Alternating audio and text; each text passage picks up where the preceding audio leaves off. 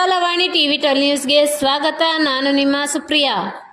ಚೇಳೂರು ತಾಲೂಕಿನ ಚಾಕವೇಳು ಗ್ರಾಮದಲ್ಲಿ ಇಂದು ಶ್ರೀ ಹನುಮಂತ ಮತ್ತು ಶ್ರೀ ಕೋದಂಡರಾಮಸ್ವಾಮಿ ಬ್ರಹ್ಮರಥೋತ್ಸವ ವಿಜೃಂಭಣೆಯಿಂದ ನಡೆಯಿತು. ಈ ಬ್ರಹ್ಮರಥೋತ್ಸವದಲ್ಲಿ ಡೋಲು, ತಮಟೆ ಇನ್ನು ಮುಂತಾದ ಕಾರ್ಯಕ್ರಮಗಳು ಇದ್ದವು. ಜನರು ತಮಟೆಯ ಮುಂದೆ ಕುಣಿಯುತ್ತಾ ವಿಜೃಂಭಣೆಯಿಂದ ನಡೆಸಿದರು. ಪುರಾತನ ಕಾಲದಿಂದ ನಡೆಯುತ್ತಿರುವ ಈ ಬ್ರಹ್ಮರಥೋತ್ಸವಕ್ಕೆ ಹಲವಾರು ಜನರು ಸೇರಿ ಮಹಾಮಂಗಳಾರತಿ ಮತ್ತು ಪೂಜೆ ಸಲ್ಲಿಸಿದರು. ಎಲ್ಲ ಜನರು ಸೇರಿ ಜೈಕಾರಗಳನ್ನು ಕೂಗುತ್ತಾ ಈ ರಥೋತ್ಸವವನ್ನು ಅದ್ದೂರಿಯಾಗಿ ನಡೆಸಿದರು. ಈ ಕಾರ್ಯಕ್ರಮಕ್ಕೆ ಮುಖ್ಯ ಅತಿಥಿಗಳಾಗಿ ಚೇಳೂರು ಪೊಲೀಸ್ ಠಾಣೆಯ ಸಿಬ್ಬಂದಿಯವರು ಹಾಜರಿದ್ದರು. ತ್ರಿಕಾಲವಾಣಿ ಟಿವಿ 12 ನ್ಯೂಸ್ ರಿಪೋರ್ಟರ್ ಭಾಸ್ಕರ್.